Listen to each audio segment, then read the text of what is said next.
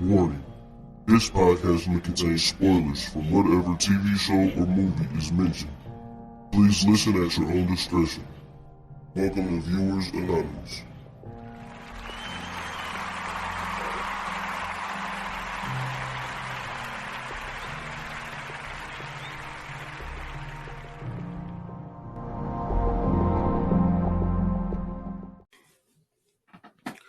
What's going on? I am Scoots Bronson. And I am S. Foster. And this is the Viewers Anonymous podcast. What's going on with you, bro?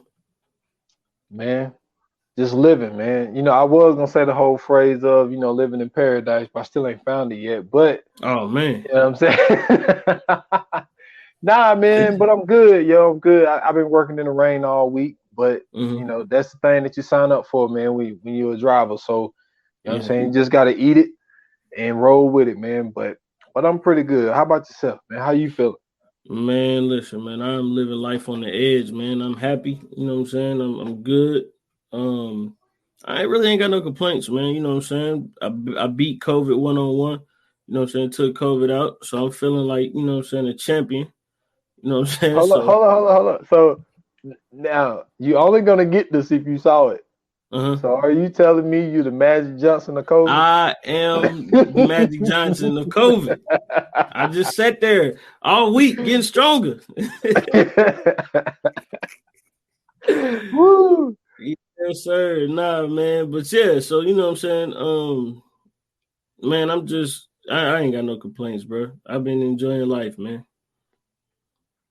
That's what's up, man. That's what's up. But you know what I'm saying? We coming off one of those episodes. I had to play your role the other day, man. You know what I'm saying? Yeah. You know what I'm saying? I had to control, be the what E would call it, the captain of the 4-3 the other day. Oh man, you was the host, the producer, and you was a guest at the same time, man. I told y'all, man, listen, it don't be as easy as people think it is.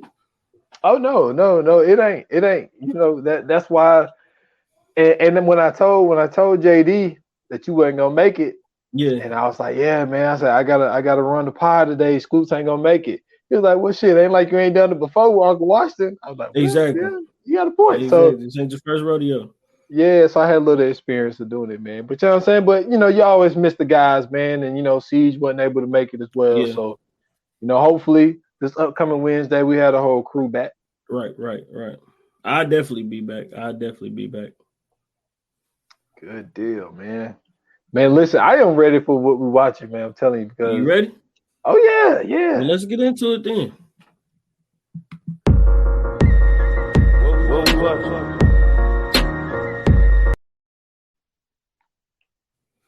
All right, man. So if anybody that's new here, what we watching is basically our weekly recap of something that, you know what I'm saying, we catching back up on, something we get nostalgic about, or something that we just found that, you know what I'm saying, we just want to let you guys know. Since we only review one movie or television show per episode, we figured that we give y'all something special every Friday, something to catch up on and, you know what I'm saying, check out yourselves. So what you got this week for us, bro? Well, I was going to speak about that reference that I just said. But I'm not going to go there because I feel like that'll take us down the whole wormhole. They're going to take us down. Like, we didn't even get into the movie. Word. But no, man. I was able to watch last Friday after we got done potting the Many Saints of Newark, man. Okay. Yeah, man. The Soprano movie. Right. I'm not familiar. Obviously, I might have seen bits and pieces of an episode, but I never really watched The Sopranos. Mm-hmm. So everything was pretty new to me. And like I've heard some people talk about it. I don't really have any complaints because, like I say, I don't really know much about anything. Right. But I thought what I watched, I thought it was pretty dope that James Gandolfini's son actually played him in his teenage years. I thought that was dope. He looked like his dad as well. Rest in peace to him. Yeah. And but it's intriguing. It's intriguing enough for me to. I'm thinking about going back and starting The Sopranos, man. Really? Yeah, man. From what I've seen in the movie, I thought that there was some pretty dope things in it as far as like I think his name was Tony. Tony Soprano, how he was real cool with his uncle and all the shit that his uncle was into. You know what I'm saying? And all the shit that his uncle did. His uncle was a shady motherfucker, man. This dude straight up killed his dad, stole his dad girl, and like he ended up killing dude, his uncle was just on some wild shit, man. And then like Leslie Odom Jr., he did a really good job. Man, he killed it. So I just feel like it was a pretty good movie. And for me not to know really anything, I think that the only people that I heard criticize it were the people who actually watched The Sopranos. So for me, I think it's a good start because from what I heard was that if you've never seen The Sopranos, you can watch this movie and jump right in. Like you don't have to watch the whole thing of Sopranos, and then because like I say, it's a prequel. It's what happened before they became who they was. So you got the backstory, then you can go into it. So it's intriguing enough for me to start it, man. The only thing that sucks is that it is football season, so I don't have as much time to watch. Like once I get off to work tomorrow, like we in these games. You know what I'm saying? And then Sunday we got games. So it's gonna be hard for me to start it, but I think that I'm actually gonna start Sopranos, man, because I thought it was a pretty good movie. That's dope, man. That is dope. So for me, man, I also was gonna come in here and say that what I was watching was Dave Chappelle's The Closer, but you know what I'm saying, since we, push it to the wayside. No. That's not what I'm gonna do.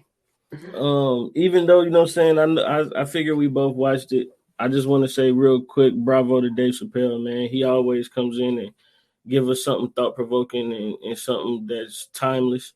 I think that this one is going to be the one that 20, 30 years from now, this is going to be the one that everybody is going back to and using as far as a look at the way society was around this time.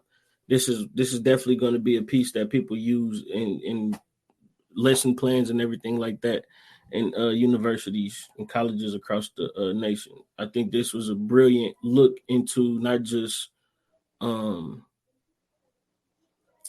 the landscape of society as far as the LGBTQ community and the Me Too movement and all that stuff that was going on these past few years, but also a very interesting look into racism. I thought he brought that around very nice. So yeah, man, if you have not checked out Dave Chappelle's The Closer, please take your time, go to Netflix, and man, give that man the credit he deserves, and just listen to what he's saying. I'm on actually my third time watching it. So, well, I watched it for the first time last night, getting my hair done, but I think this is going to be the equivalent of what Raw was. It could because think about it, like when you go back and you listen to the material of what Eddie Murphy was talking about, now if that came out now, people would cancel. It's true. Would try even to the point to where he get to talking about his dad. I think they would too. Yeah, and just like the way that he was talking about Italian, hey Rocco, you know what I'm saying? Like they would try to cancel him today, and I've even heard, I'm not gonna lie. I'm not gonna lie though. If he could pull off the gay cop joke in this day and age, pull over. Hey yo, if he get that out, bro, that would be comedy, bro. But man, what I'm watching, man. I actually went the nostalgic route, man. I took some time and I watched the Dark Knight trilogy over again. Classic. And I can't lie to you, man. Chris Nolan, bro. When I tell you the piece that resists stunts on a career, bro, man, listen. Every time I watch this trilogy, bro, it gets better and better. Everybody knows that my favorite out of the whole thing is The Dark Knight Rises because I like the Nightfall storyline. But the Joker is also my favorite comic book character of all time. So, you know what I'm saying, the Dark Knight was it was still special to me. Shout out to Heath Ledger. To me, I still think that he's the second best Joker. I think Jack Nicholson embodied Joker to the T. Heath Ledger was a little bit more sadistic, but I still appreciate his greatness. And of course, you know, so I got to salute to Cesar Romero too, because you know what I'm saying, he was the first Joker I ever seen on TV in the old school 1960s Batman show. But yeah, man, listen, from Batman Begins to Dark Knight Rises, this is a great story of how Batman becomes this force in Gotham and this hope for Gotham, but also at the same time becoming the detriment of Gotham as well. And it really just embodies what Batman is, you know what I'm saying, as best as they can in 3 movies as possible. But if you guys want to go check that out, of course, I'm sure most of everybody has seen it, but if you want to check it out in its entirety, all 3 movies, you can definitely go to HBO Max. They're sitting on there right now. I'm telling you guys right now, if you could just get a good weekend in and just watch all 3 movies, you will not be disappointed, man. Yeah, I ain't gonna lie though. Every time I watch this trilogy, bro, it get better and better. Man, it's the same for me. It's the same for me. And that's why we done a Fuse Anonymous on it. You know what I'm saying? We done the whole trilogy.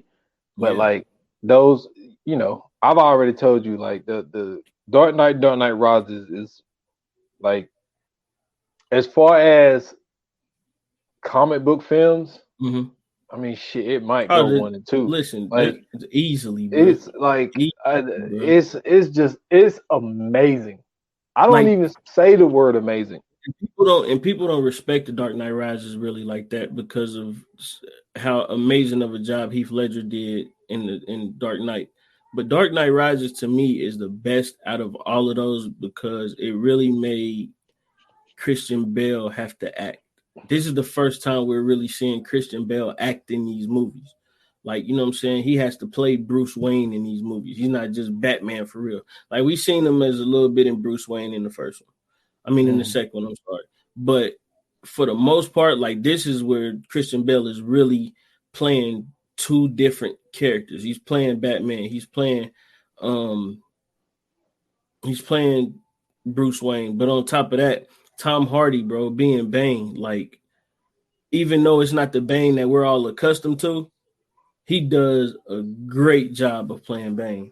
And I mean a great job of playing Bane. Like, the fact that, like, if you know anything about comic books and you know how, you know what I'm saying, you know what Bane is. Like, Bane is this big, strong, super strong, but at the same time, he has a super high IQ. He like one of the best villains Batman has ever faced. He was also in the League of Shadows and everything else. So it's like, this is why the Nightfall storyline was so great, because this was the most formidable foe Batman has ever went up against.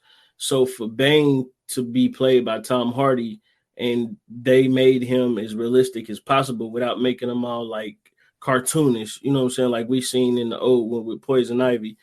But this one is strictly like, he is this big stacked dude, you know what I'm saying? He looks huge, but at the same time, he's not a fool. He's smart. He's intelligent. You know what I'm saying? He's making plans. He's a mastermind at everything he's doing. Like, I think Christopher, and I said this a long time ago, the better that DC gets at creating its villains, the better the movies will be. And for me, that's every superhero movie. I don't care what it is. If you have a great villain in the movie, then your movie is going to be fantastic. Christopher Nolan and company did a great job at creating the villains. They made Ra's al Ghul a very, very, you know what I'm saying, mysterious, you know what I'm saying, villain in the first one. They made, you know what I'm saying, the Joker, this sadistic, you know what I'm saying, crazy, chaotic villain in the second one. And then in the third one, they made basically Bane be Batman's counterpart, like, you know what I'm saying? Like they both was chess masters, and it's coming down to the last, you know what I'm saying, rook or some shit like that. Like this is what a superhero movie is supposed to be. Bane was the perfect. I mean, Bane. Tom Hardy was the perfect pick. Yeah. Like I just feel like the way that movie panned out and the way he played that role, I just felt like he was the perfect pick for it. And believe it or not, like, and look, we talked about this before, so I ain't gonna go long on it, but like, I thought Anne Hathaway was a really, really good Catwoman. Fantastic. She was a really good Catwoman. So I felt like the casting in that was perfect. Yeah, so me too. It was great, man. I think blame you. Joseph Gordon-Levitt, you know what I'm saying, he did a great job. Unfortunately, he, you know what I'm saying, we seen them hint kind of at Robin, but we never got a chance to really see it. But I'm assuming he's Robin. Like, oh no, for sure. Like we know, and I love the way they set it. Dude, the way that they set that up, dude, was so fucking awesome. Where he went to the place, and then they was like, "Yo, such and such," and she was like, "I don't see your name on the list." Oh well, my first name is Robin, and then she was like, "Oh well, there you go." And then like he's using the GPS, and then he goes, "Man," I was like, "Yo, this shit is awesome." I was so ready for the next movie, man. Never got it. I thought they was gonna do like a spinoff or whatever and make, you know what I'm saying, have him be the next trilogy, but that would have been dope, man. But hey, listen, before we move, okay, on Gordon Joseph Levitt, very underrated. Oh, facts. Very underrated. Facts. That dude is awesome. Facts. He's, man, listen, he is the rom-com god. You hear me? Yeah, I can see that. He is the rom-com god. I remember it was a nice little, you know what I'm saying, from about 2000, I want to say maybe about like 2010 to about probably about like 14, 15. He just was killing the game. He was killing the game, man. Yep. He had all the little teeny boppers just you know how it go. Yep. Yeah. Yep. But yeah, man. Episode 3 of the Fright Fest. You know what I'm saying? We getting back into it, ladies and gentlemen. Don't forget, this is the month of October, and during the month of October, we here to scare the pants up off you. So you know what I'm saying? We are taking the whole month of October and we are doing nothing but the horror genre. This is right up S.'s alley, man. This is what my man lives and breathes for when he talks about movies. But today, this was actually my pick.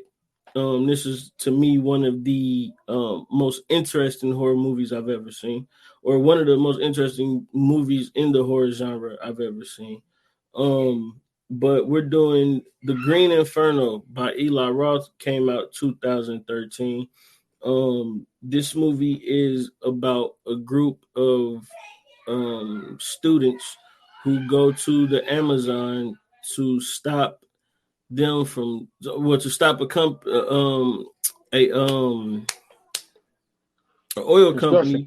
Oh. Yeah, construction or oil, or it's just some type of corporation. Basically, they went to go stop a corporation from tearing down the trees in the Amazon. Some things happened. They ended up having to leave off on a plane. One of their friends ended up getting killed before they leave off in the plane. As they're leaving off in the plane, they end up getting into a crash, and it kills everybody on the plane except for a few of them. And they ended up getting caught by this Amazonian tribe who basically eats them one by one. And chaos just ensues during all of that. So now, you said you never seen this before, right? No. I said I've seen it. Okay, you did say you seen it. Yeah, I've seen it before. This was my second time watching it. Because once I watched it the first time, I was like, I never have to see this movie again. But you got me to watch it again. Okay, so so on your you know what I'm saying, on the rewatch, man, what were you thinking? What was I thinking? I was thinking My honest opinion, this movie was just as much of trash as it was the first time I saw it. Listen, man. Are you serious? This movie is trash, man. Man, listen. First of all, what? listen. Okay, First of all, let's get okay, into this. okay, not trash. It's just it's interesting, but I personally don't call it a horror movie. It's more of a suspense thriller and just sick. Like, if they need to add a category to the thing and just say sick. Like, yes. That's what this Eli movie Roth is. does, though. Yes, he always does this. Like, a lot of his plot lines go like this. Like, the Hostel movies is the same thing, except this time it's in the Amazon and it's outside. Exactly. So he does a lot of this. And he has a pretty sick mind as well. But on a serious tip though, like, to add the whole thing of like, yo, we are doing a humanitarian thing of like trying to stop this, and the way that they use, what's that damn girl name? The way that they use Justine, let's call it what it is, man. It was fucked up how they use that girl. Like, for her to already have a crush on a dude, and then they use the fat dude to bring her to a meeting, and then next thing you know, the girlfriend gives her a lock that don't lock. and then they just was using her because they knew that her dad worked in the UN. So if y'all kill her, y'all fuck. Right. And it's just like, yo, the way they use her for bait, oh man. It was genius though. Yes, and it worked. But I mean, how could you listen? First off, she agreed with everything that was going on because she was so in love. So how could you not use her? Man, listen. I get what you're saying.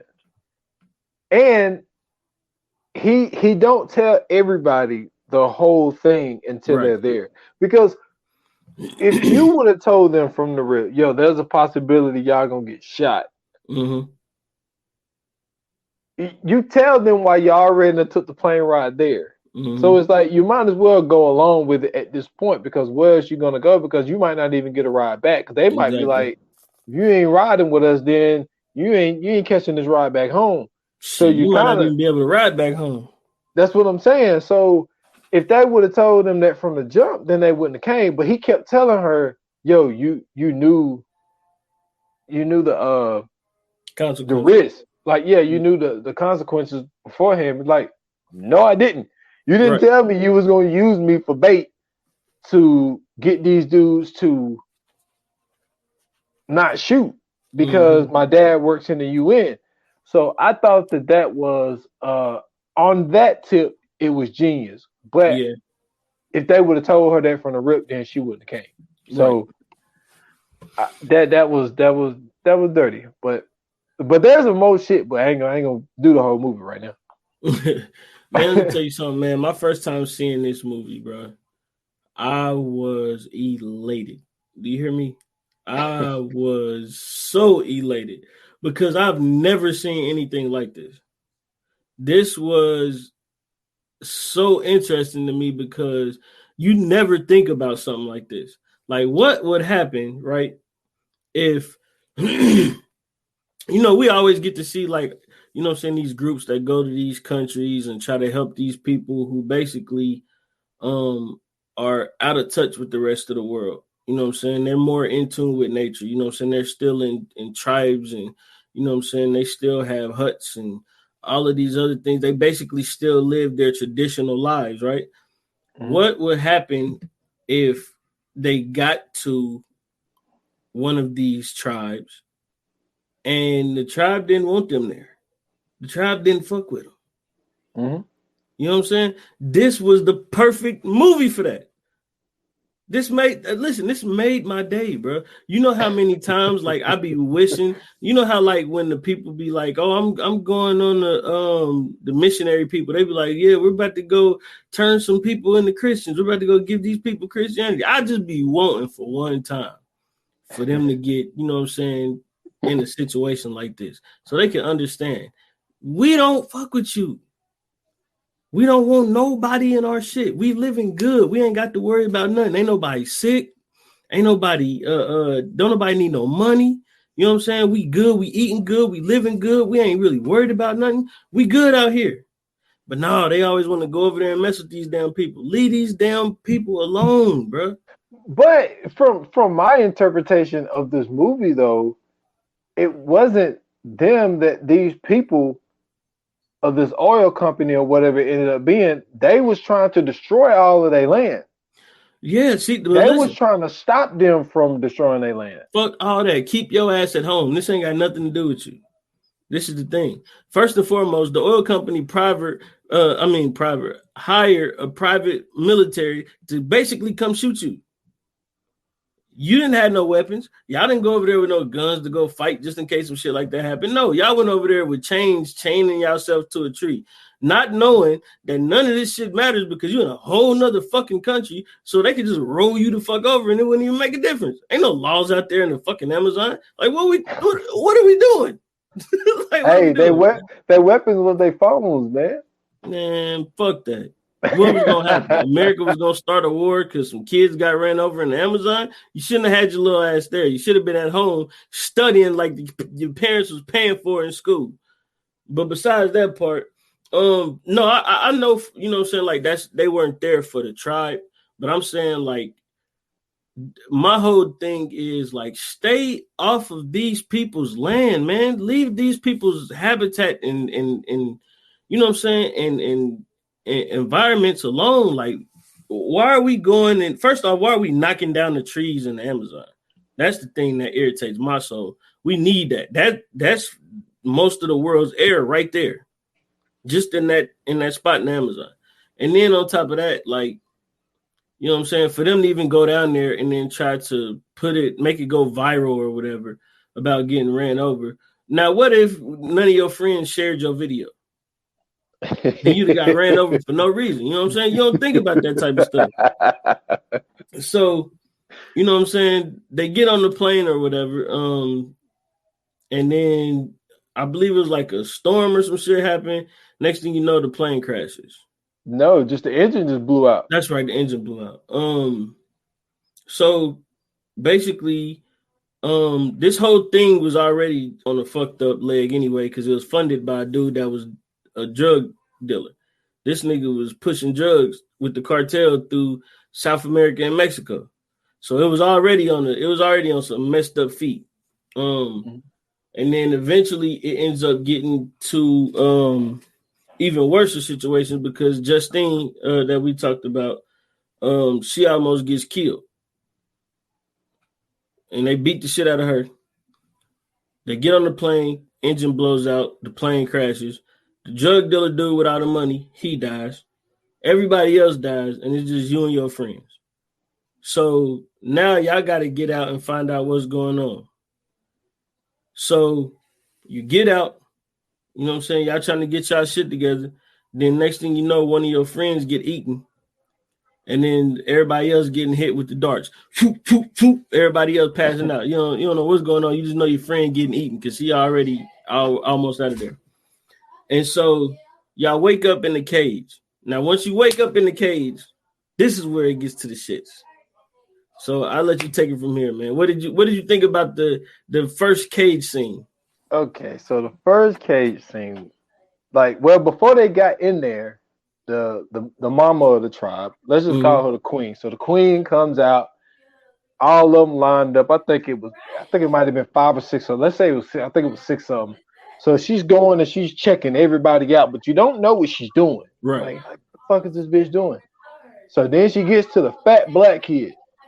You know what I'm saying? And then she kind of appoint him. So they give him this juice, lay him down on this rock, and you like, what going on? Bitch, take one eye out.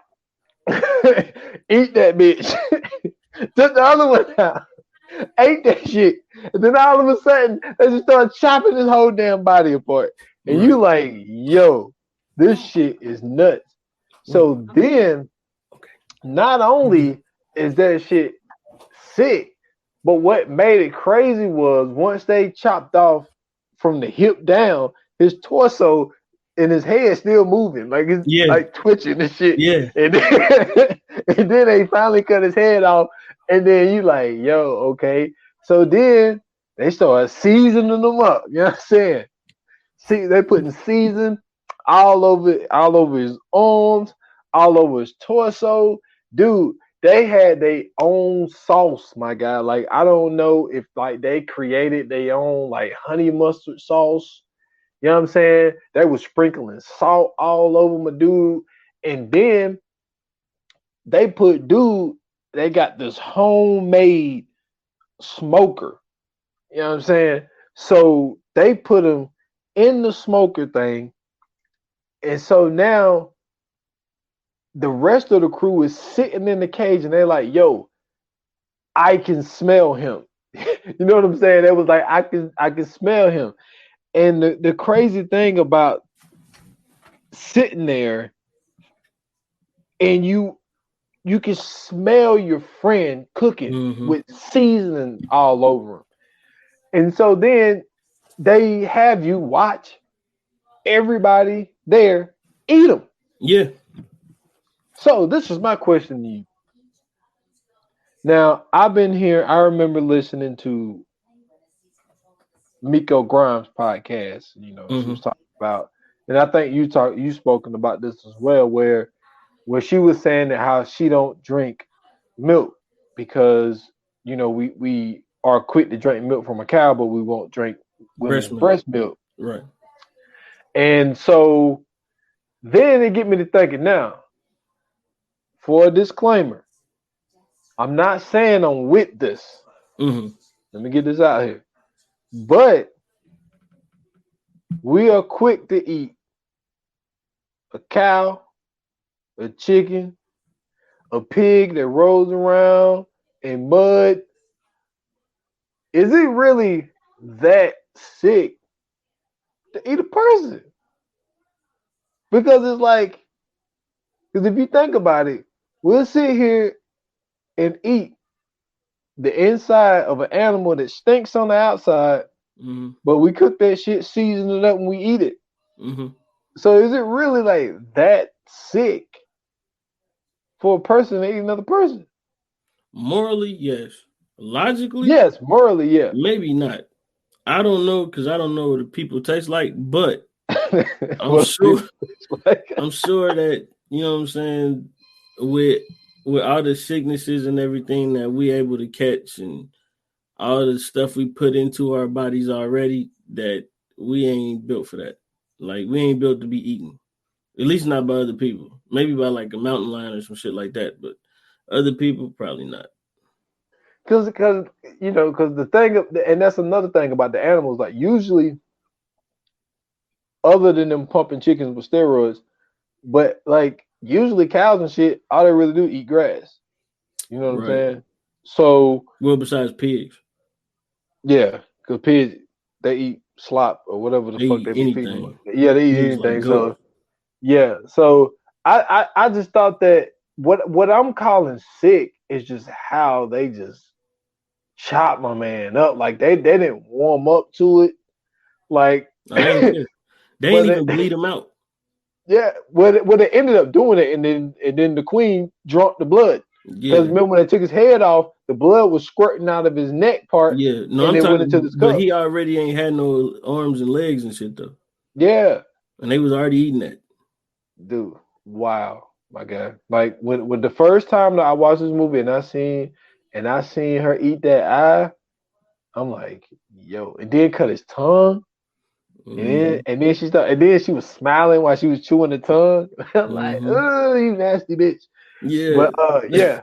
Wow. Like, dude, it's beyond sick, my guy. 100%. Like, this guy, I need a new word for this because hostile is sick.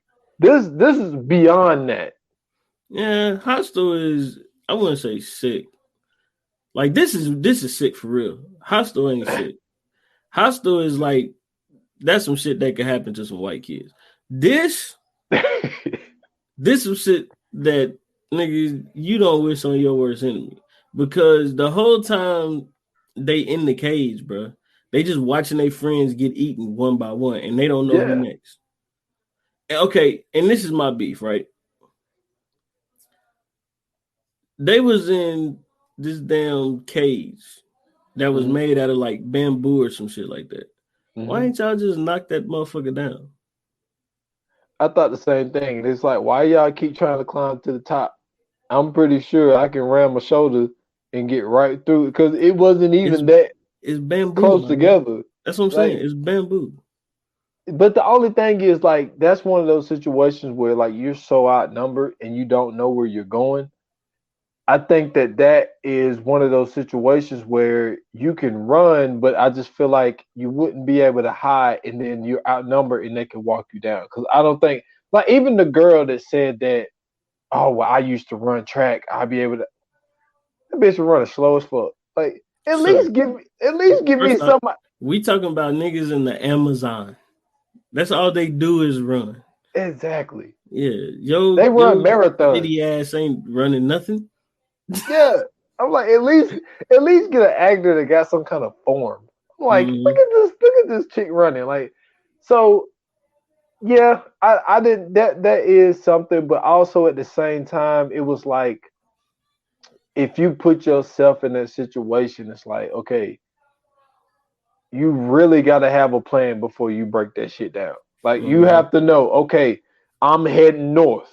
Like, it can't be no, okay, let me see if I can get out of here. Okay, where should I go? No, you need to think that shit through before you do, because I feel like in that type of situation, you want to know when situation, like, this is like when Dr. Strange said, like, there's a million possibilities. He's like, with, you know, how many of chances we got to win? He was like, one.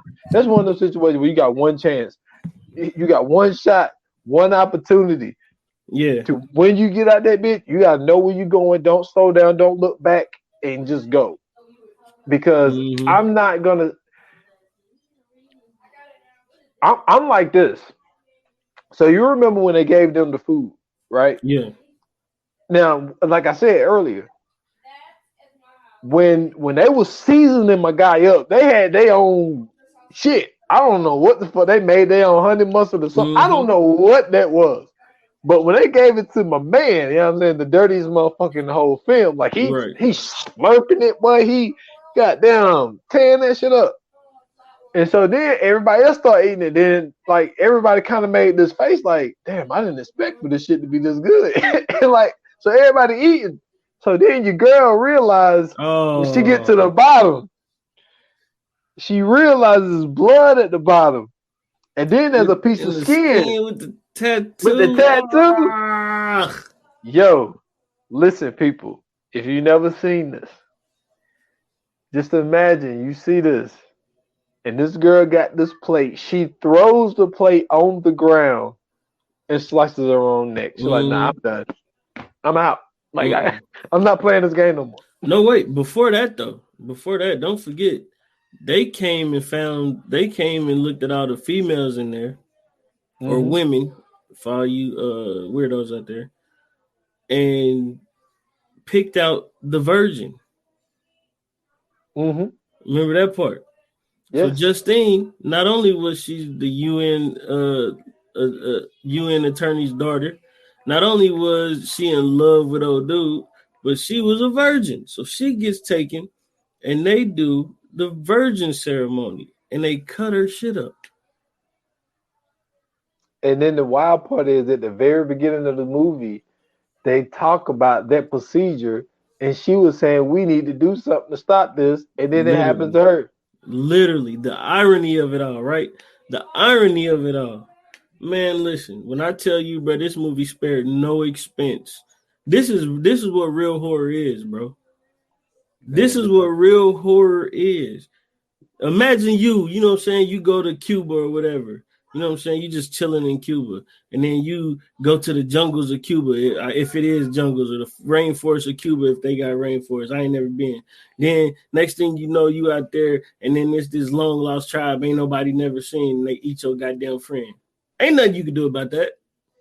You got to live with that for the rest of your life. Seeing your friend get eaten by a bunch of niggas. And then you can smell them cooking. Literally. You know what I'm saying? With barbecue sauce. And then eventually you ended up tasting them, my nigga. Oh my God. Yo, listen, this is Eli Roth, bro. And I tell you, he put his foot in this one. He put his foot in this one. No pun intended, bro. And then my man, he ended up coming clean in the cage, bro. This is what pissed me off. He coming clean in the cage, like, man, all this was just, you know what I'm saying, so the other company could blah, blah, blah. Wait a minute, my nigga.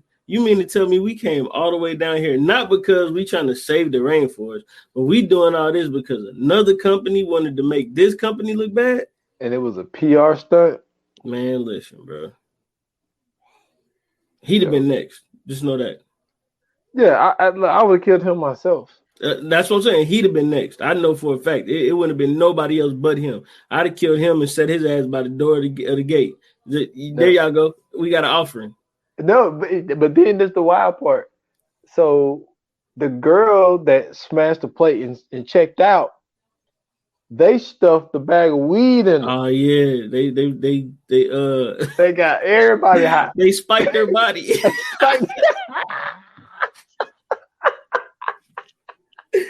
Hey, bro, this is the funniest part of a horror movie I've ever seen, bro. Because when I seen it, I'm like, bro, there's no way that shit is gonna work. Yo, they put her in that damn smoker, my God. Yeah, and everybody got high as fuck. And then the plan was to sneak out while everybody was high. Mm-hmm. So 2 of them sneak out. The third dude tries to go out, but the dirty motherfucker had hit the one dude with their little homemade tranquilizer shit and was like, yo, no, he's staying here with me because I'm not getting eaten. So they need somebody to be ate. So that dude ended up sneaking out, and these motherfuckers got the munchies, my guy. It started eating dude raw. I'm like, yo, man. It went no. He wakes up to being eaten raw. That's the crazy part. Remember, he was out of it. Yeah. And then he tried. And then he saw that he saw that they was still laughing. Mm-hmm. So he started making like hand gestures, like trying to be like funny and shit. They were like, nah, we hungry. Yeah, ate his ass alive, bro. Ate his ass alive, man. I'm like, look, man. This shit. So Justine, after all she done been through, she escaped with I forgot what dude's name is. But her and dude, they escape. They get back to where the plane let them off at, and they end up finding the phone. They thinking that they gonna make it, and then boom, they lassoed these niggas back in. They thought they was home free, bro. You talking about a letdown? You done got there, you done found the phone, all this, and you still can't get to where you got to go, bro. Yo, but what they did to dude. Yeah.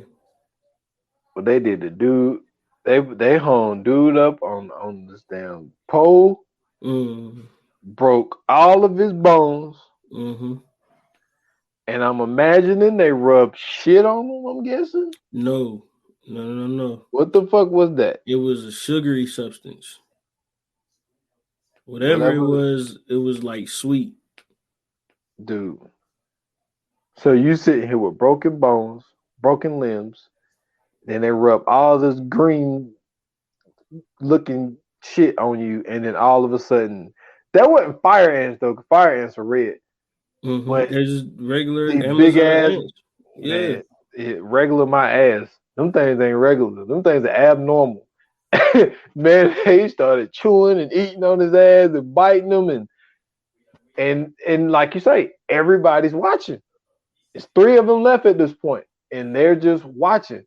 And then they had a thing with Justine. I don't know it was it because she was a virgin. I don't know what it was, but like they would keep her and like they like painted her and all of this shit, dressed them up in like their type of clothes. Like I don't really know exactly what that was. Do you know why they gave Justine that type of treatment, or do you have a theory of why they gave her that treatment? Of why they were saving her? Well, of why they was in a way branding her. Well, I mean, technically, she was the virgin. So you saying that that's the reason why you believe that they was like painted her and dressed them up like them? Yeah, because I think they was gonna sacrifice her. But why dress them up like them though? To sacrifice her. That's a ceremony. You sacrifice virgins. I don't know. That's how sacrifices work. Shit. They only sacrifice kids and virgins. Yo, that shit was crazy. But then she built this relationship with this one kid. And she had this flute thing that her mom had gave to her, and like so she was like playing a little flute thing, and the kid must have had some kind of sympathy for the girl, or at least like Justine, and cut her loose. And so Justine, this is after the other company had came to the vicinity.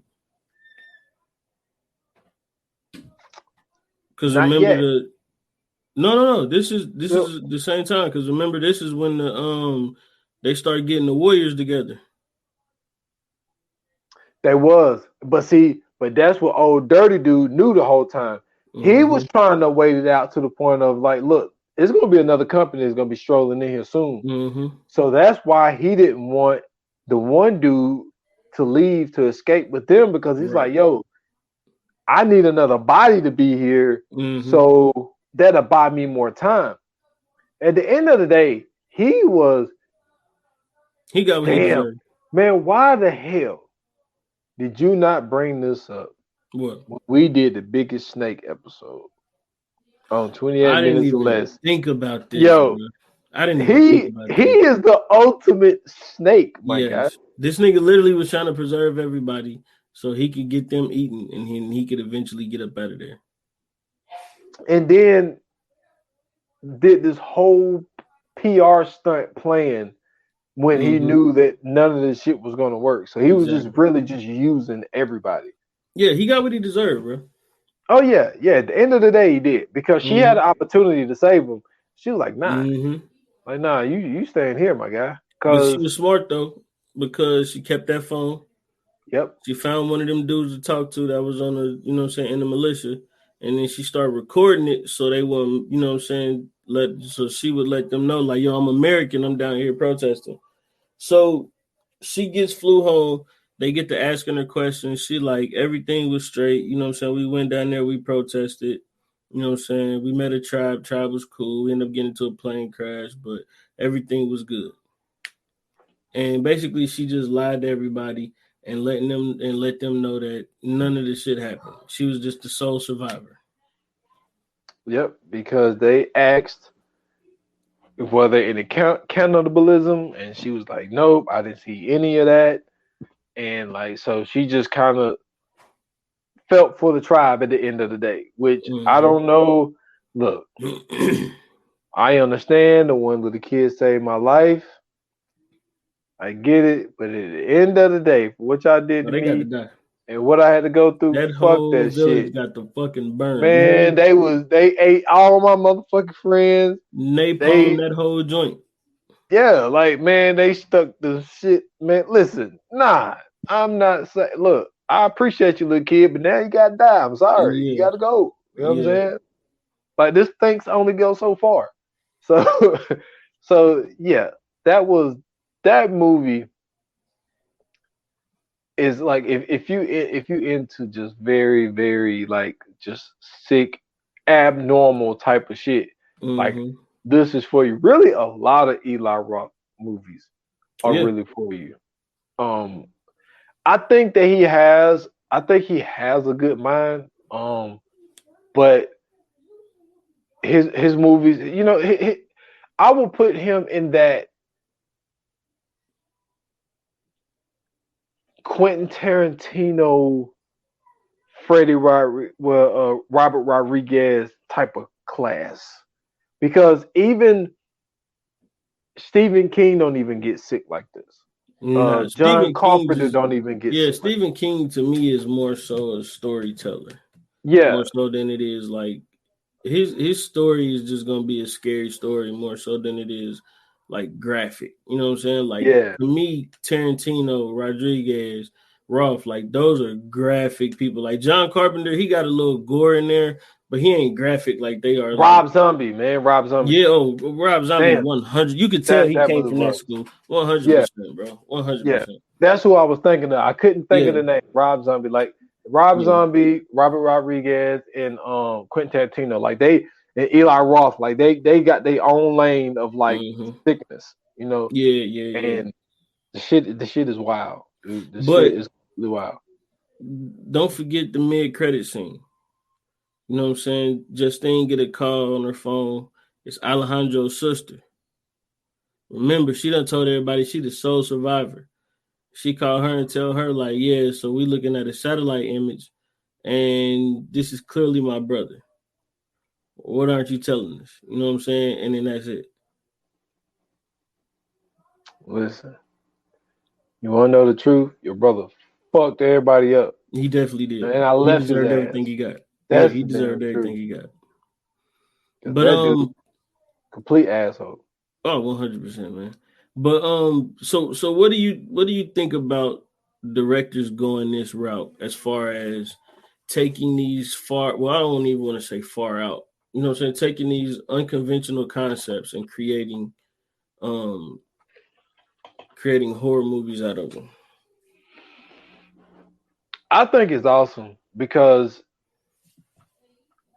a lot of ideas has already been done, and what you end up getting is you get a lot of shit recycled.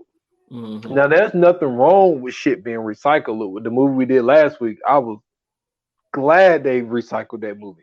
But Mm-hmm. like, there is a different kind of satisfaction of seeing something that you never seen before, and the Yeah. idea of something that you never seen.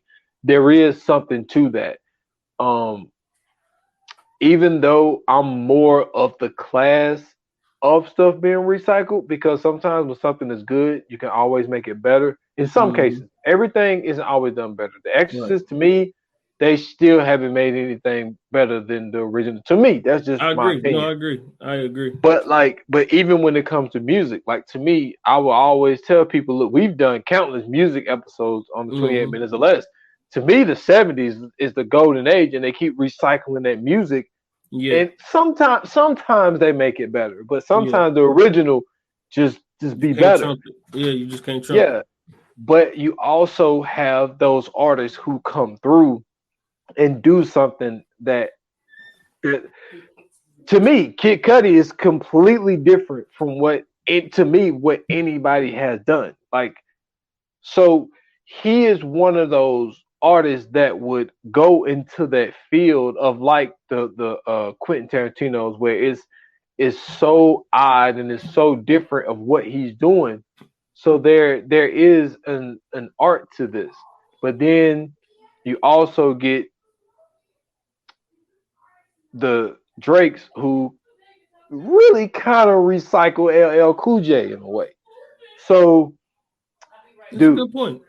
So As far yeah, as the persona, right? yeah, Yeah, yeah. As that's a far good as the point. persona, and then a lot of people say the real first rapper to sing a song is LL Cool J. I Need Love.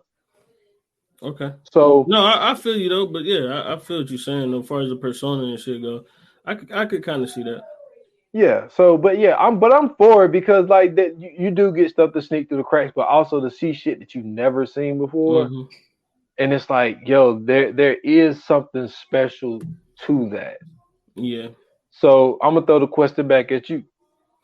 For me, man, I enjoy it. I think that anytime you get a chance to, you know what I'm saying, like you put it, see something that you never seen before, I think that it's a great thing. Like imagine having to watch you know what I'm saying, the same concept over and over again. I mean, like, how many fucking Jason movies can they make?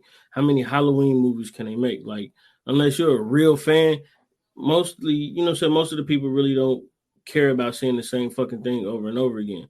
So finally, when you get something like this, or when you get something like Saw, or when you get something like Hostel, or when you get something like Midsummer, or you know what I'm saying, like something like that, to where you don't expect these things to happen. Like, this is something that you don't know anything about, or maybe even like a paranormal activity.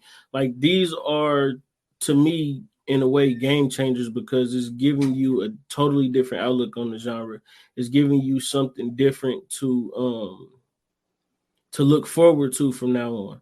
So I think that it helps to expand it. Not only does it help to expand it, it also helps to freshen it up. And, you know what I'm saying, add something, you know what I'm saying, give a little spice to it. So for me, like a movie like this, I could watch movies like this all the time. I mean, regardless of what the concept is, it's just the fact that it's something new. You know what I'm saying? It's not your average classic slasher. This is, you know what I'm saying, some kids who was in school and they wanted to go to you know what I'm saying, the Amazon to do for what they considered a righteous cause, only to turn around and get eaten by some goddamn cannibals. You know what I'm saying? Like, you don't think about stuff like that. So to me, I thought it was, you know what I'm saying, very worthwhile. And why you was on that subject, because you brought up Paranormal Activity, and we done this movie, which was hilarious. But and y'all can go back and find it in the archives. Blair Witch Project. Yep. At the end of the day, you have to give them credit because they changed the game. What exactly? A huge Nobody game was changer. doing that. Huge game Nobody was changer. doing that. From Yeah, even from the camera shots though. Huge yeah, game changer. yeah. Nobody was doing that. People, because Mm-hmm. what movies was about was camera and sound quality. You know what I'm Mm-hmm. saying? Like, oh, we gotta get the best shot. We gotta have 4 or 5 different cameras to get this Mm-hmm. one shot. It was one camera and they was carrying it. Mm-hmm. So I thought that was just a complete game changer. And to piggyback off what you said, to me, no Friday the 13th out of the 80s were better than, like, those were the best ones Right. that was in the 80s. The original Halloween 1 and 2, I don't think they made any of them better. So in a lot of cases, like, even though they keep recycling the same movie, it's like they're gonna get me every time because Yeah. I'm me. Yeah, but But you're a fan. but at the end of the day, the original was still better. Yeah. So it's like Yeah. you recycling me bullshit, but you get me every time. So True. I'm gullible. I'm gullible when it comes to horror. Yeah. So Fire Flames, bro. You ready? Let's go. Yoga fire. Yoga flame. So man, you know what I'm saying? Just a refresher, man, for anybody who don't know anything about the Fire Flames. This is our rating system. We give it a 1 through 5, 1 being the worst, 5 being the best.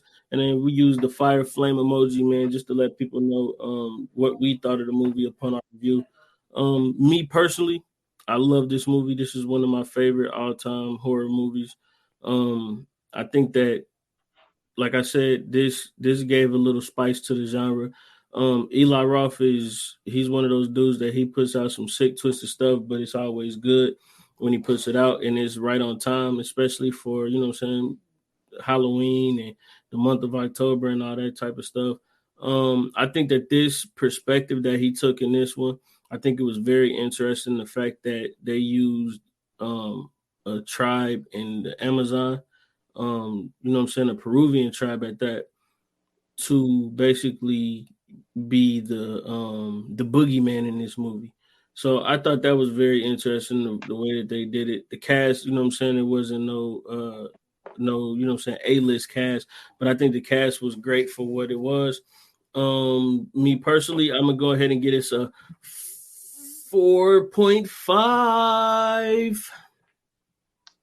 4.5. Okay. For me, I have to disagree with that. Listen, I ain't gonna hold you, man. Even though I really like the main character, man. Justine character, actress, man. She did a really good job. Beautiful Yeah. too. Yeah. But yo, 2.5. I Whoa. just man, man, listen. The rewatchable ability of this movie for me is not high. Like I said, I seen it the very first time when it first came out. I seen it when it first came out, and I was just like, it wasn't what I thought it was gonna be. It's not that it's a bad movie. So when I say 2.5, it's more of like I just wouldn't go back to it. Right. You know what I'm saying? It's more of that. The story is not bad, and to also this is like you remember when we did and I'm bringing it up again, Blair Witch Project, and we was like I don't remember exactly how we said it, but like the movie itself was shit. We might have gave that shit like a 2.5 or whatever the case may be, but the last scene was like a 5 by itself because like the last scene was so fucking crazy. Yeah, but it was more like that. Like it had its parts. Like for me, the part that really got you was when they first started cutting Fat Dude up. That was just like, yo, this is different. But yeah, I mean, I'm gonna ride with what I'm at, man. I'm gonna ride with that 2.5, man. That's cool, man. So, man, listen, y'all hit us up on social media if you're listening, man, and tell us what y'all think of this movie. If you've seen it, if you haven't, go check it out yourself, and then once again, hit us up on social media. Tell us what you think of it, man. Right now, man, we about to get into the coming soon. Let's go. Coming soon. Coming soon.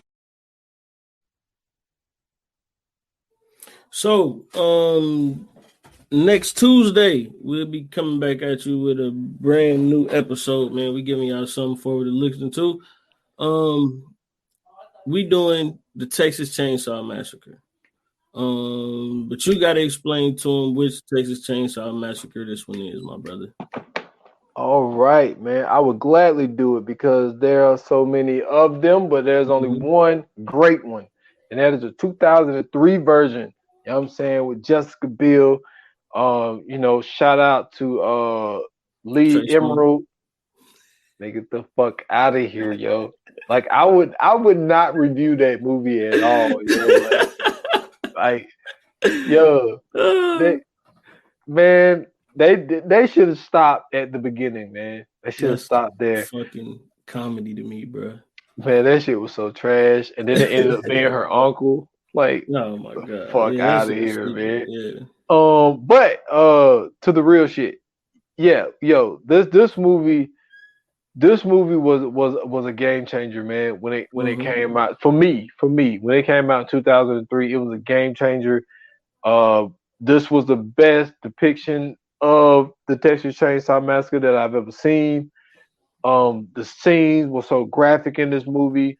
This was the one that the scene that you remember when they hung a dude up on the hook when his legs was cut off. They threw that salt. You remember I told you like there's some shit. It gives me like the shivers. Like when I see it, I get cold chills. Yeah. Cold chills, my guy. I got cold chills. Oh no, in 2003, my guy. I was in the middle of kissing my girlfriend during this scene when this came out as a freshman in high school, and I stopped kissing her to see this, dude. So I feel you. That's real horror right there. That's horror. If anybody knows what salt does to a wound, dude. Even if I get, dude, have you ever had like a paper cut, dude, and like touch something salty? It's the fucking worst. And can you imagine your leg cut off and your whole nub, and somebody grab a handful, and put it on each one? No, and then this dude got Shaq hands, like big ass hands of a six man. Yeah, and smack that salt. You hanging on the hook the whole time, and the hook is in your back. It ain't like they put a rope and hung the rope. No, you hanging by your body. dude, I'm dead. That's right all your there. body weight on the hook. I'm dead, dude. Like, Yeah, first of all, I would have died right there from the hook part. But if I'm I'm with still you. alive and he hit me with that salt, oh man, Mm-hmm. game over. Look, yeah, I don't know if I could take that one, bro. Game, a little flip. I'm with you on that one. I don't know if I'd be able to take that one, bro. The hook itself would. I take that back. Let's go even further back than that. The fact that I don't have no legs, take me out the game right there. Okay, just take me out the game. Because I know I'm not going to be able to get to a hospital and get the proper treatment and get the prosthetics. I'm not going to be able to do none of that. We out here in nowhere, Texas, with Leatherface. And this nigga out here just chopping everybody up. I'll be surprised if he don't just let me bleed out. Nah, he ain't gonna let you bleed out because he got to eat you. Yeah. That's You look, more cannibalism. Look, two movies back to back of people eating people. Yeah. So, man, listen, man. Y'all tune in Tuesday. We doing Texas Chainsaw Massacre, the 2003 remake. Thank you guys for tuning in. Thank you guys for listening. You already know, man. Follow us on social media on Instagram and Twitter at ViewAnonPod. Also, you can follow us on Facebook at VA Pod Watch Group. You can follow me on Twitter at Scoots Bronson. You can follow me on Instagram at Scoots Bronson _TV. Make sure you go to my website, ovop.storeenvy.com, and purchase a few of my graphic t-shirts. That's what's up, man. Y'all can follow me at s.foster8. That's on Instagram and Twitter. At 28 minutes or less pod on IG. Just 28 minutes or less on Facebook. I got something in mind, got something cooking, so be on the lookout for another 28 minutes or less coming up soon. So, support the whole team. I also support the 4-3 podcast and everybody that's a part of the team, man. JD, Eric, Siege, everybody, man. For sure, man. Shout out to those guys as well. You know what I'm saying? It's dope to be able to have that kind of collective, man. You know what I'm saying? To be able to lean on other people who also do pods and kind of understand the struggles that we go through doing this shit from the ground up. So outside of that, man, once again, thank you guys for listening. Thank you guys for tuning in. We greatly appreciate it. Don't forget to follow us on all our respective socials. Interact with us. Let us know something, man. Send us some ideas in if you got any. Let us know how you feel about the movies that we've been reviewing as well, especially this one. I think this is an interesting one. I would be excited to see the comments for. And with that said, man, you know how they said in Hollywood, that's a wrap. Good.